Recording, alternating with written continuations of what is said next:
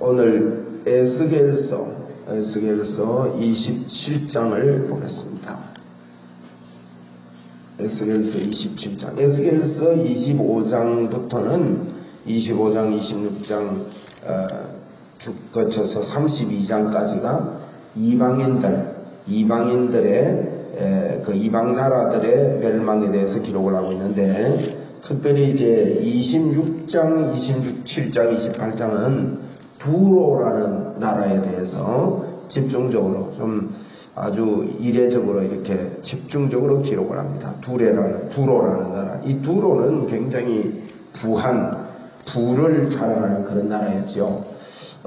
이것은 오늘날 이 세상을 이야기한다고 할 수가 있겠습니다. 27절 보겠습니다. 여호와의 말씀이 내게 임하여 이르시되, 인자야 너는 두로를 위하여 슬픈 노래를 지어라.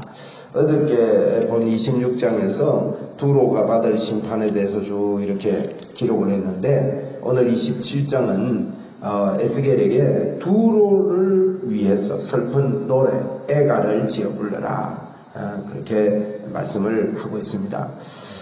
그러면서 이 두로에 대해서 그 노래를 지어 부르는 그 내용을 쭉 말씀을 하고 있는데, 3절에 보니까 너는 두로를 향하여 이르기를, 바다 어귀에 거주하면서 여러 성 백성과 거래하는 자여. 이 두로는 그 바다 옆에 이제 유다의 그 오른 왼쪽 위쪽에 그런 위치에 차지하고 있었는데, 바다에서 거래를 잘하는 그런 민족이었습니다. 그래서 여기 보니까 바다 어귀에 거주하면서 여러 성 백성과 거래하는 자여, 주 여호와께서 이같이 말씀하시되, 두로야 네가 말하기를 나는 온전히 아름답다 하였도다. 자기 스스로가 아름답게 여기고 뭐 이렇게 돈이 있고 이렇게 무역이 잘 되고 이렇게 하니까 스스로 교만한 것이죠. 아름답다 이렇게 한다는 겁니다. 이것이 마지막 때에 이 세상을 향한 하나님의 심판의 메시지라고 할 수 있습니다. 하나님 없이 스스로 교만해진 그런 모습이죠. 4절에 네 땅이 바다 가운데 있으며 너를 지은 자가 아름다움을 온전하게 하였도다. 스릴의 산나무와 네 판자를 만들었으며 너를 위하여 레바논의 백향목을 가져다가 돛대를 만들었도다. 이 레바논의 백향목으로, 백향목은 참 좋은 나무입니다. 그래서 썩지 않는다고 그러죠. 이 천년이 가도 잘 썩지 않는 그런 아주 탁월한 이런 나무면서 향기도 좋고 부드러운 나무입니다. 근데 그걸 가지고 돛대를 만들고, 바산의 상수리 나무로 네 노를 만들었으며 기띔섬 황량목의 상아로 꾸며 갑판을 만들었다. 배가 아주 고급스럽죠. 너무 고급스러워. 이 상아로 갑판을 만들 정도로 이렇게 해안에서 굉장히 탁월한 그런 월등한 그런 것들을 가지고 있습니다. 7절에 애굽의 수놓은 가는 배로 돛을 만들어 깃발을 삼았으며 엘디사의 섬 청색 자색 배로 차일을 만들었도다. 시돈과 아르완 주민들이 내 사공이 되었으며 두로야 내 가운데 있는 지혜로운 자들이 내 선장이 되었도다. 이렇게 배가 아름답고 참 뛰어나고 선장도 탁월하고 그렇습니다. 그 발의 노인들은 지혜자들이 내 가운데서 배의 틈을 막는 자가 되었으며 바다의 모든 배와 그 사공들은 네 가운데서 무역하였도다. 여기 9절 마지막에 보면 무역했다 그렇게 말씀했습니다. 두로는 아주 탁월한 무역국가로서 주변에 이렇게 배를 탁월하게 잘 만들어서 주변국과 무역을 했습니다. 그뿐만 아니라 이 두로라는 이 나라는 10절 11절에 보면 용병으로 탁월했어요. 바다에서 아주 전쟁도 잘하고 그런 용병이었는데, 한번 봅시다. 10절에 바사와 룻과 붓이 네 군대 가운데서 병정이 되었으며 네 가운데서 방패와 투구를 달아 네 영광을 나타내었도다. 아루한 사람과 내 군대는 네 사방 성 위에 있었고 용사들은 네 여러 망대에 있었으며 네 사방 성 위에 방패를 달아 네 아름다움을 온전하게 하였도다. 이렇게 그 두로라는 이 나라가 바다에서 배로만 탁월한 게 아니고 그 나라를 지키는, 그 성을 잘 지키는 이런 군사들이 완벽하고, 그러니까 나라가 얼마나 부강한지. 그 12절 이하에도 보면요, 이 두로의 그 무역에 대해서 이야기를 하는데 굉장합니다. 하여튼 굉장하고 대단하지요. 이것을 쭉 이야기하면서 두로의 멸망을 슬퍼하면서 애간을 불러라고 했는데, 이 땅에 하나님 떠난 이 민족이, 이 사람들이 이 세상에 부와 귀를 가지고 아무리 탁월해도 하나님께서 하나님의 그 심판 아래, 하나님을 믿지 않으면 그 심판 아래 있다 하는 것을 우리에게 잘 명시해 주고 있는 그와 같은 메시지입니다. 12절에 보니까 다시스는 각종 보화가 풍부함으로 너와 거래하였으며 은과 철과 주석과 납을 내 물품과 바꾸어 갔도다. 이제 각종 보화, 12절에 보니 다시스라는 나라와 각종 보화가 이렇게 풍부했는데, 13절에 야완과 두발과 메색은 내 상인이 되었으며, 주변 나라에 뛰어난 나라들이 전부 다 이 상인으로 거래를 했다는 거예요. 사람과 놋것을 가지고 내 상품을 꾸며 갔도다. 도갈마 족속은 말과 군마와 노새를 내 상품과 바꾸었고, 이렇게 말, 군마, 노새도 이렇게 사올 수 있는 이런 능력이 됐다는 것이요. 더 나은 사람은 내 상인이 되었으며 여러 섬이 너와 거래하여 상아와 박달나무를 내 물품과 바꾸어 갔도다. 너의 제품이 풍부함으로, 이 두로의 제품들이 풍부함으로 아람은 너와 거래하였으며, 보세요. 남보석, 자색 배와 수놓은 것과 가는 배, 산호, 홍보석, 이런 것들 내 물품과 바꾸어 갔도다. 뛰어난 이런 보석들과 이렇게 바꾸어 갈 수 있는 아람의 풍부한 그런 자원이 있었다는 것입니다. 17절에 유다와 이스라엘 땅 사람이 네 상인이 되었으며 민닛과 민닛밀과 과자와 꿀과 기름과 유황을 네 물품과 바꾸어 갔도다. 이 무기도 그렇고 말도 그렇고 뭐 하여튼 보석, 또 이게 먹는 것, 밀들과 이런 꿀과 과자들, 이런 것도 다 이렇게 바꿀 수 있는 뛰어난 나라였다. 두로에 대해서 두로가 얼마나 풍성하고 얼마나 풍부한 것을 이야기를 하고 있습니다. 18절에 너의 제품이 맑고 각종 보화가 풍부함으로 다메섹이 너와 거래하였으며 헬몬 포도주와 흰 양털을 너와 거래하였도다. 이렇게 거래 물품이 상당히 많아요. 19절에도 보니까 그 중간에 보니까 네 물품을 거래하였으며 가공한 쇠와 계피와 대나무 제품이 내 상품 중에 있도다. 더 나는 내 상인이 되었으며 말을 탈 때 까는 천을 너와 거래하였도다. 아라비아와 게달과 모든 고관은 네 손 아래 상인이 되어 어린 양과 수지양과 염소들, 그리고 너와 그것으로 너와 거래하였도다. 서바와 라마의 상인들도 너의 상인들이 되며 각종 극상품 향재료와 각종 보석과 황금으로 네 물품을 바꾸어 갔도다. 대단하죠. 두로가 별로 큰 나라는 아니었는데 이렇게 뭐 거래하지 않는 나라가 없는 거예요. 오만 나라하고 거래를 다 하고 각종 보석 물품들 얼마나 두로가 풍부한지 그 풍부에 대해서 이야기하고 있습니다. 여러분, 세상에 우리가 이렇게 풍부하면 얼마나 부러워하고 또 그렇게 가지고 싶어하고 이렇습니까? 그런데 하나님을 모르고 하나님 믿는 백성 유다의 멸망을 하는 걸 보고 그 26장 2절에 보시면 유다가 멸망하는 것을 보고 아하, 이놈들이 무너졌구나. 내가 이것들이 무너졌을 때 26장 2절에 이럽니다. 이번 기회를 커서 내가 더 부자가 되어야 되겠다. 더 풍부해야 되겠다.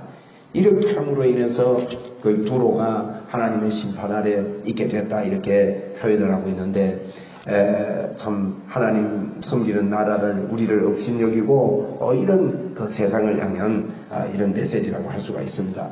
그러면서 26절, 25절 한번 보겠습니다. 24절에도 굉장한 그런 물품들을 이야기하고 있고, 25절에 다시스의 배는 때를 지어 내 화물을 나르니, 때를 지어서 화물을 나른답니다. 내가 바다 중심에서 어떻게 합니까? 풍부하여 영화가 매우 크도다. 풍부하고 영화가 엄청나게 크다고 두로에 대해서 이렇게 표현을 하고 있습니다.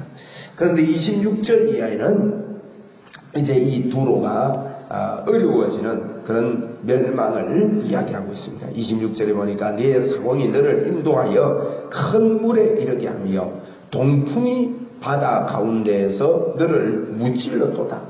여러분, 배가 아무리 좋아도 바다에 풍랑이 일고 하면 그 배는 어려움을 당하는 것이죠. 그래서 동풍이 바다 가운데서 너를 무찔렀다. 27절에도 네 재물과 상품과 바꾼 물건과 내 사공과 선장과 내 배의 틈을 막는 자와 내 상인과 그 가운데에 있는 모든 용사와 네 가운데에 있는 모든 무리가 네가 패망하는 날에 다 바다 한가운데 어떻게 된다고요? 빠져버리겠다. 아무리 풍부해도, 아무리 그 바꾼 물건이 뛰어나고 사공 선장들, 배 틈을 막는 자들, 이런 자들이 아무리 뛰어나도 너가 패망하는 날 바다 한가운데 빠질 것이며 그랬습니다. 28절에 네 선장이 부르짖는 소리에 물결이 흔들리리로다. 29절 노를 잡는 모든 자와 사공과 바다의 선장들이 다 배에서 내려 언덕에 서서 너를 위하여 크게 소리질러 통곡하여 티끌을 머리에 덮어서며 제 가운데 뒹굴며 31절을 한번 귀담아 보십시오. 그들이 다 너를 위하여 어떻게 한다고요? 머리털을 밀고 굵은 배로, 이 굵은 배는 못 쓰는 배입니다. 여러분, 굵은 배 가지고 틱틱 짜가지고 어떻게 옷을 입겠습니까? 굵은 배로 옷을 짜놓으면 옷이 뻣뻣하고, 그죠? 이게 안 되는 것이죠. 16절에 보시면 가는 배가 나옵니다. 가는 배, 그죠? 이제 이게 교역을 할 때 가는 배와 산호와 홍보석과 이렇게 했는데 31절에 보니까 이것들이 다 굵은 배로 바뀐다는 거예요. 굵은 배로 띠를 띠고 마음이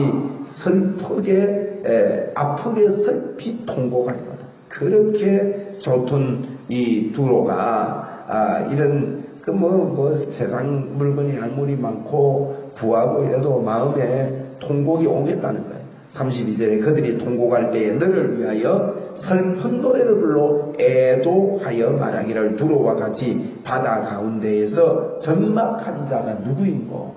이 적막한 자, 오히려 그 풍부한 가운데 잔치하고 이렇게 놀아야 되는데 적막한 자가 되었다. 33절입니다. 네 물품은 바다로 실어낼 때에 내가 여러 백성을 풍족하게 하였으며 네 재물과 무역품이 많음으로 세상 왕들을 풍족하게 하였었도다. 과거라는 거예요. 옛날에 그랬다. 내가 바다 가운데서 파선한 때에 네 무역품과 네 성격이 다 빠졌으며, 여러분, 바다에 빠지는 무서움에 대해서 우리가 세월호나 이런 것들을 보면서 보지 않았습니까?